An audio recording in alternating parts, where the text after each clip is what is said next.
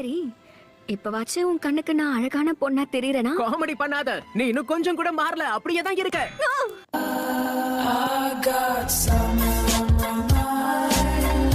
Sand வில்லேஜ்ல இவர்தான் சக்தி வாய்ந்த காசி காக்கி. அவர் மாயமா மறைஞ்சிட்டாரு அப்படின்னா சாசூரி இதுக்கு காரணம் நீதானா? ஆமா கேள்வி, நானே தான். ரிட்டையர் ஆன கேள்வியை பத்தி இனி நான் ஏன் பயப்படணும்? காடு வாங்குது, வீடு போங்குது, நீங்க பழி வாங்க போறீங்களா?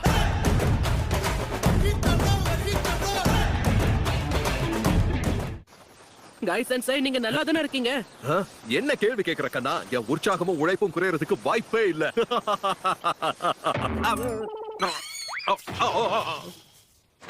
கைஸ் அண்ட் சை,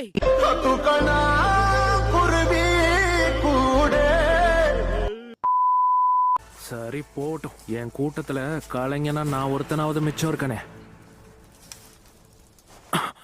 மட்டிக்கினாரு ஒருத்தர் இவரை காப்பாத்தணும் கத்திரி, இவரை காப்பாத்தணும் கத்திரி. என்ன ஒரு ஆச்சரியம், ஒரு வழியா டேடார கதையை முடிச்சிட்டாங்க போல இருக்கே.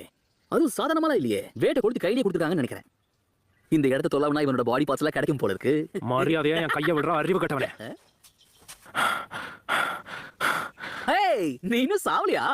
தில்வாலே புச்சுதேனே சா. டோபி, கடவுளுக்கும் ஒரு அளவுக்கு தான் பொறுமை இருக்கும். இன்னொரு தடவை என்ன நீ கிண்டல் பண்ணனா உனக்கு பேசுறதுக்கு வாய் இருக்காது. அதன பூ பந்து நினைச்சியா? வெடி அவனா கையில பிடிப்பானா? அவன் தான் உனக்கு எச்சரிக்கை கொடுத்தான்ல.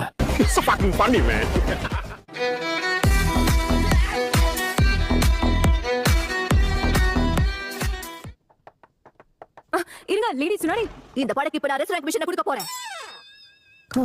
நிஜமாவா? எஸ் ரேங்க் மிஷனா? நிஜமாவா? நீங்க நல்லா தானே இருக்கீங்க எபிசோ சென்சே? ஒண்ணும் இல்ல, ஹாட் ஸ்பிரிங்ஸ்ல ரொம்ப நேரம் இருந்ததால ஜலதோஷம் பிடிச்சிக்கிச்சு. பொண்ணுங்களை நோட்டம் விட்டுட்டு இருந்தேன்னு சொல்லுங்க.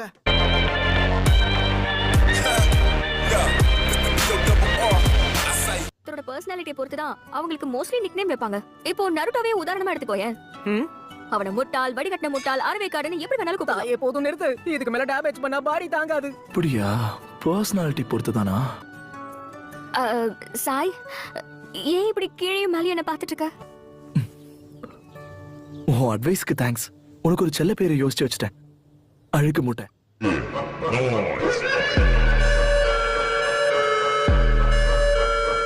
நீங்க ரொம்ப